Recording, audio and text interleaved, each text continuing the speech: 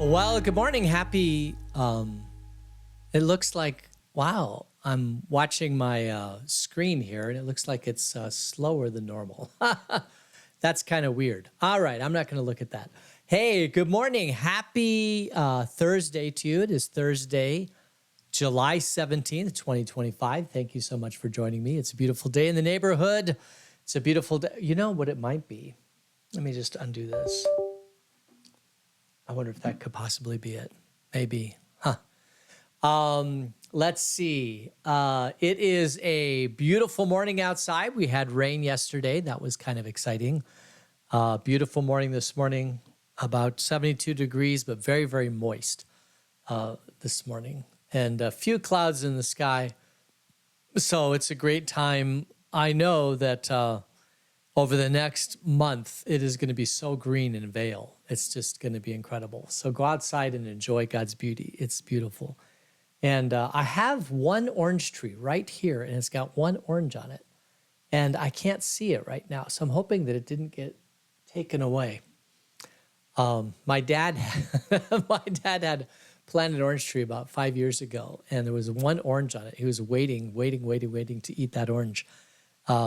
And somebody came by and picked the orange and ate it. It really upset my dad. Because in Arizona, oranges are everywhere. So if you see an orange tree, you just, have an orange. Let's see. Birthdays, so a couple things. One is that we won't meet at all next week. So Friday, Saturday, Sunday, Monday, Tuesday, Wednesday, Thursday, Friday, Saturday, Sunday. So we meet again, which is a week from Monday. So that would be the 28th. So between now and the 28th, after today, we won't meet for the 28th. I'm going with all the youth to New Orleans for the National Youth Gathering. It should be a lot of fun. I will report all of that when I get back on the 28th. But that means for birthdays, we have a whole bunch of birthdays to get through. So let me just quickly go through them. Samara Berry is the 19th. Bob Hoffman, the 20th. Bob Parrott, the 20th. Will Ward, the 21st, Jordan Hilden, the 22nd, Dick Phillips, the 22nd, Dave Nichols, 23rd, Kyle Gates, 24th, Grace Spock, the 24th, Howard Bulgren, the 25th, Adam Rogers, the 26th, Kyrie Holtzkopf, my lovely daughter, is the 26th. So, and then on Monday, the 28th, we'll have some more. But those are the birthdays that we have. So if you know them, wish them a happy birthday. Or in my case, send them a birthday present. All right. Okay. So there we are. We've got the birthdays down. We've got the schedule down. All of you. Oh, Lydia Hickey. Happy birthday, Lydia Hickey. Oh, my goodness. Wow. Yes. Wish her happy birthday for me. All right. Let's see. Let's just get into our study. It's a beautiful day. We are in probably the most, I hate to say the most boring book of the Bible, maybe repetitive book of the Bible. When we went through the kings, it was a lot of the same thing. This king, he was a good king, he was a bad king. This is how it ended, for him. I mean, you just go through lists and lists and lists of kings. Well, we're going through lists and lists and lists of what you do with the offerings. So we are now going back to the guilt offering and getting the regulations for the guilt offering. So we're now in Leviticus chapter 7. These are the regulations for the guilt offering, which is most holy. The guilt offering is to be slaughtered in the place where the burnt offering is slaughtered, and its blood is to be splashed against the sides of the altar.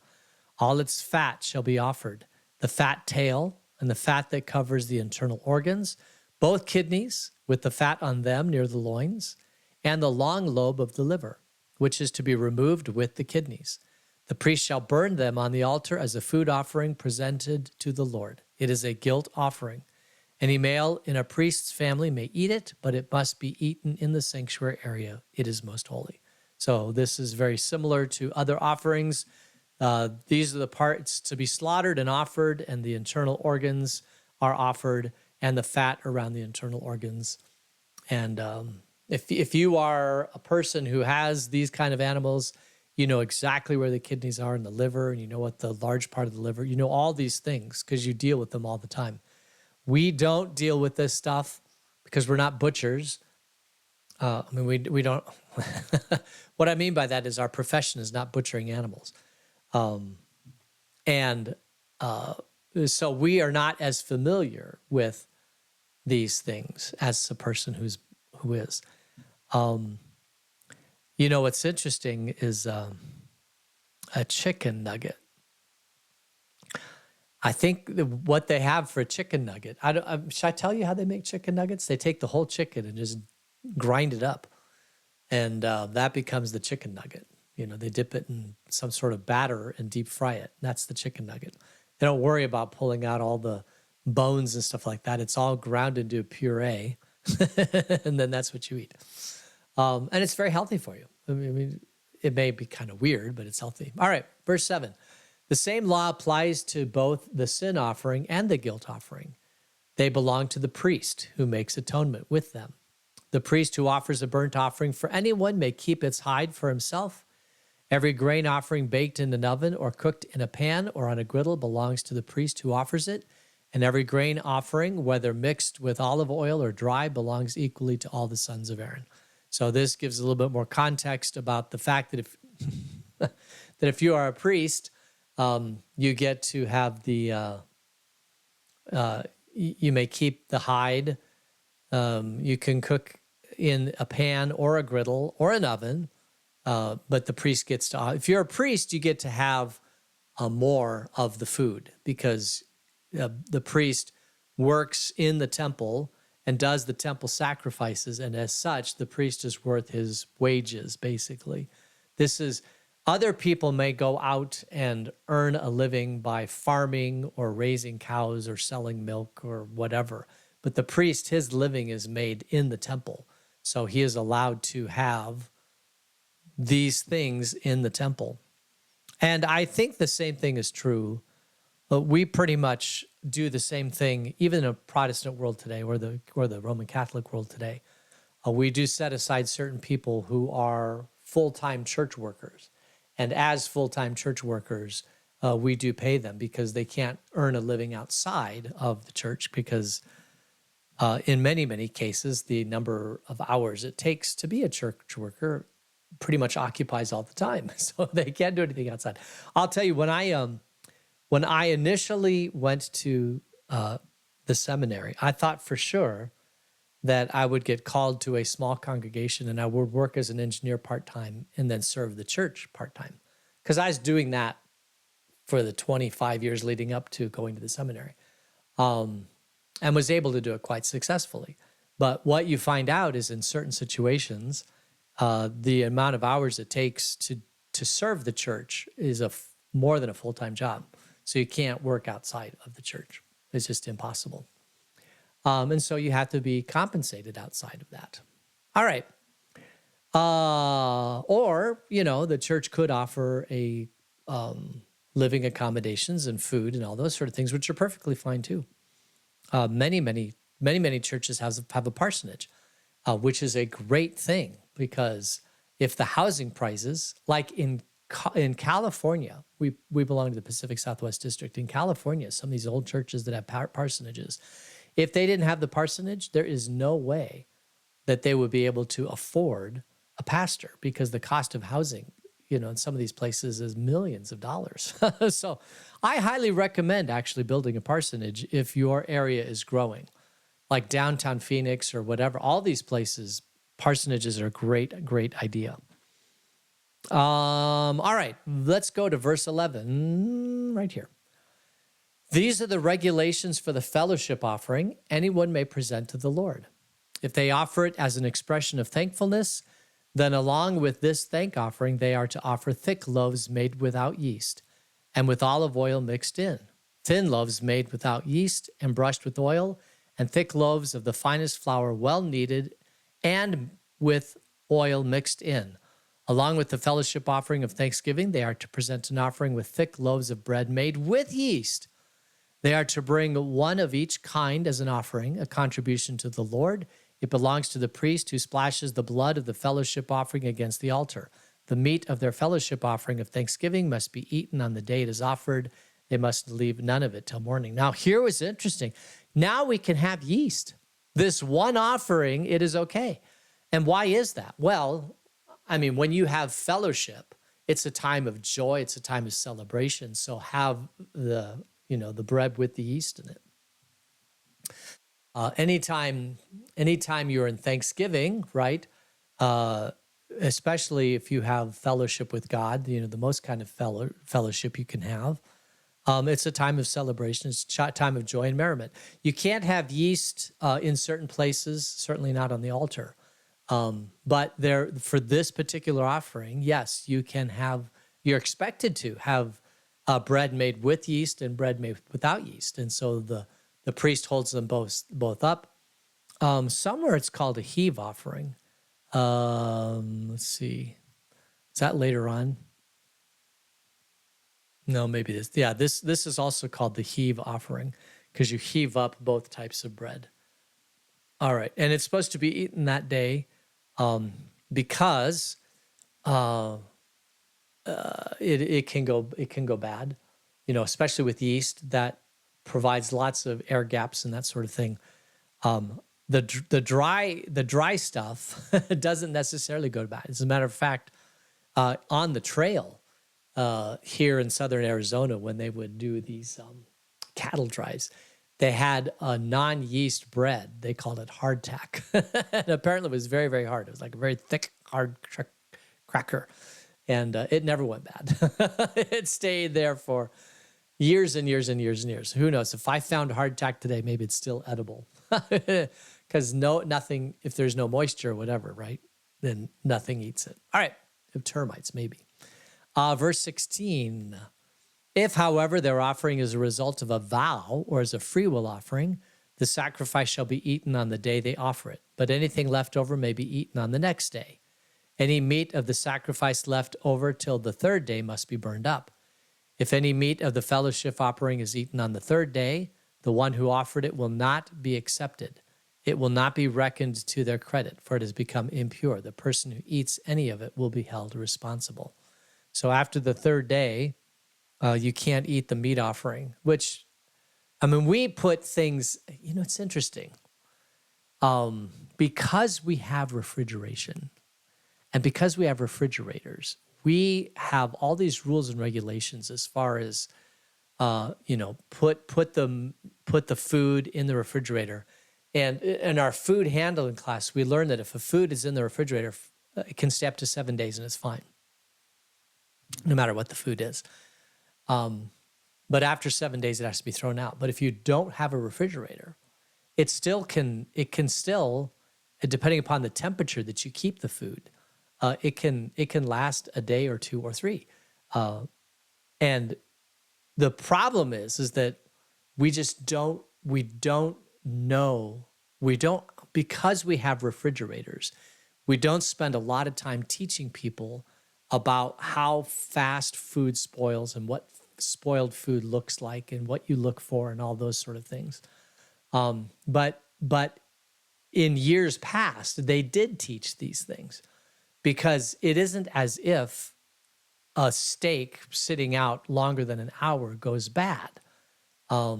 It can, but it doesn't necessarily. I mean, the foods and the meats and all that, there was prescriptions for how long it could stay out and at what temperature and all that sort of thing to make it okay. But because we have refrigerators, we just put everything in the refrigerator and call it good. But back then, they didn't have refrigerators, so they had to have other means of detecting spoiled food. And they were much more comfortable eating food that wasn't refrigerated. They had to. So if you wanted it long term, you put salt on it. There are different things that they did to protect that food to make sure that it would last a little bit longer. And apparently, 3 days was about all you could have for meat. After 3 days, it had to be thrown out. And if you didn't eat it within 3 days, then the whole offering kind of got canceled, which is fascinating.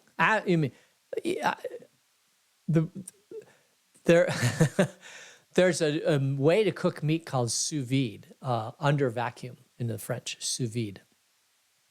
And what they do is they take a meat and they put it in a plastic bag and then they evacuate all the air out of it.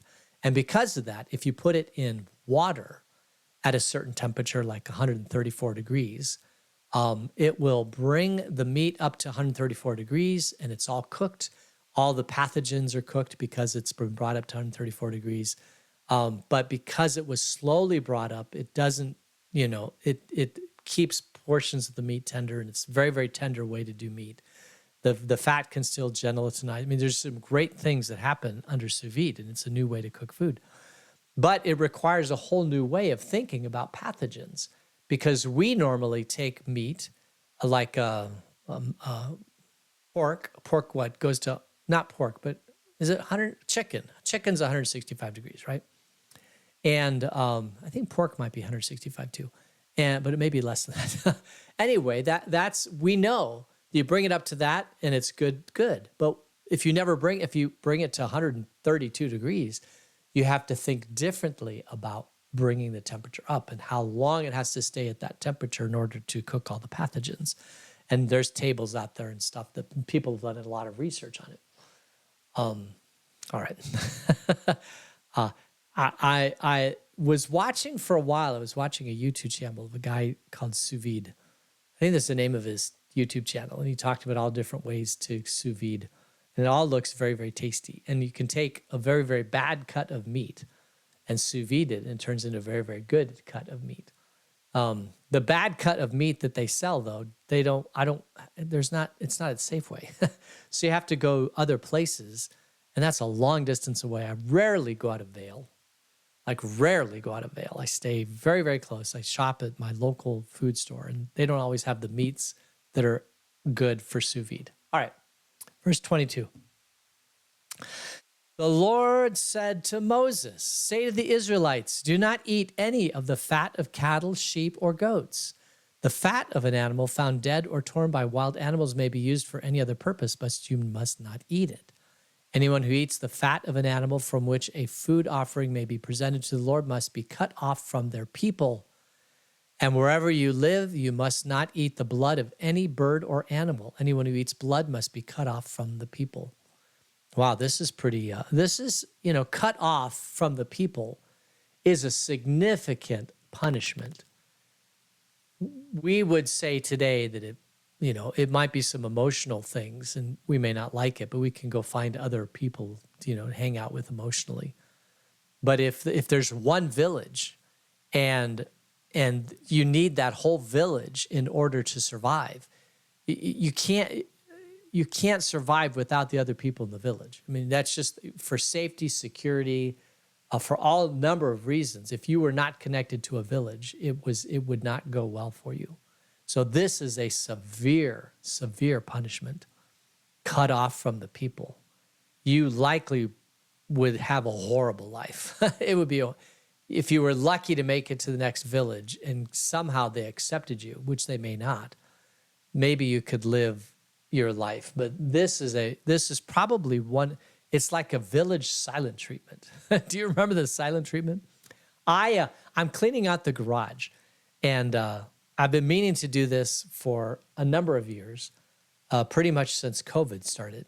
And it's just, COVID threw a loop into everything, and I haven't been able to get into the garage. But now that things are kind of settling down, getting in the garage, and I came across a book called The Great Brain. And do you remember, it was, I can't remember who wrote it, but it's a great second, third grade book. It's about a guy, he's the Great Brain, and he's always using his brain to get out of problems. And I liked him because that's how I lived my life growing up. Always use my brain to get out of problems. Anyway, the mom and dad in this rural Utah house, I think they were in Utah, very rural, 1850s, 1880s or whatever. They would do the silent treatment to the kids. If they had to have a punishment, the punishment was the silent treatment. Mom and dad wouldn't talk to them. And we look at that today and we say, well, that, most kids don't talk to their mom and dad today. It's not a big deal. But, back then, Not having mom and dad talk to you was a huge thing. It was called the silent treatment. And it's fun to read about that in the book, The Great Brain. It's like the worst punishment ever. We even today, if you put someone in prison and they go into isolation, apparently they can't take it very long. It's because we have so much other opportunities to watch TV or surf the internet or, all the millions of things, listen to music. The silent treatment isn't as important today as it was back 150 years ago. But back then, a village silent treatment was like the worst treatment ever. All right, cut off from your people. I don't know if it's permanently cut off or just temporarily. If it's like a little silent. Anyone who eats blood must be cut off from their people. It doesn't really say for how long. Must assume that it's forever. Verse 28. The Lord said to Moses, say to the Israelites, anyone who brings a fellowship offering to the Lord is to bring part of it as their sacrifice to the Lord. With their own hands, they are to present the food offering to the Lord. They are to bring the fat together with the breast and to wave the breast before the Lord as a wave offering. The priest shall burn the fat on the altar, but the breast belongs to Aaron and his sons. You are to give the right thigh of your fellowship offering to the priest as a contribution. The son of Aaron who offers the blood and the fat of the fellowship offering shall have the right thigh as his share.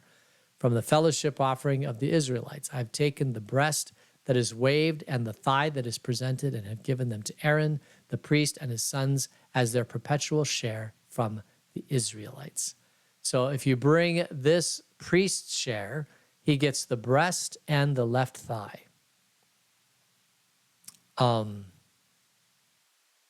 Interesting.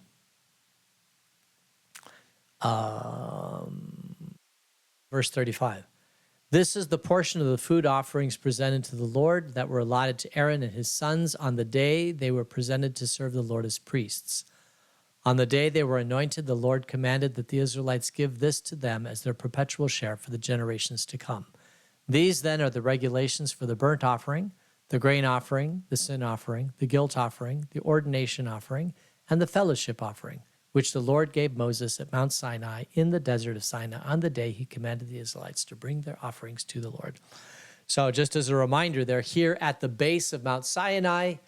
Mount Sinai is on the Sinai Peninsula. If you go over the Red Sea from Egypt, you're now in the Sinai Desert, the Sinai Peninsula. And at the south end of the Sinai Peninsula, where that tip is, it kind of makes a V shape like this. And kind of towards the lower end of the bottom of that V, it's a mountainous region. There's a mountain there. It's called Mount Sinai. That's where, and it's why it's called the Sinai Peninsula, right? It's Mount Sinai. And there's a mountain towards the tip of that end of the, not right at the tip, but there is a mountain there. It's called Mount Sinai. And that's where they are. So they left the Red Sea and they headed east and they went south and they went down to Mount Sinai. And this is where they wandered for a while. And we'll see. I wonder if I could bring up, maybe I'll do that next time. I'll bring up a map that shows all the wanderings of these people. Because from the Exodus, all they did was cross the Red Sea. And now they're going to wander for 40 years. And before they start wandering, they're at the base of Mount Sinai getting all these regulations from God. And then they enter into the Promised Land. But they haven't entered the Promised Land yet. They've got to get all these regulations. Moses has to die, and then Joshua takes them into the Promised Land. They go to Jericho. Joshua fit the battle of Jericho. All right. I think we'll leave it there, and we'll get into chapter 8 next time, chapter 8, verse 1, and we'll go from there. So let's close with prayer. Gracious God, thank you for this day, and watch over us until we meet again. In Jesus' name, amen. All right. Hey, thanks so much for joining me in this excursion into all the different offerings, and we'll continue into Leviticus on a week from Monday, which is the 28th. So we're not meeting next week, but we do meet the 28th. Thank you so much for allowing me to go with the kids to this National Youth Gathering. Looking forward to it. And hope you have a great week. And we'll see you not next week, but the following week. Take care. God's blessings. Bye.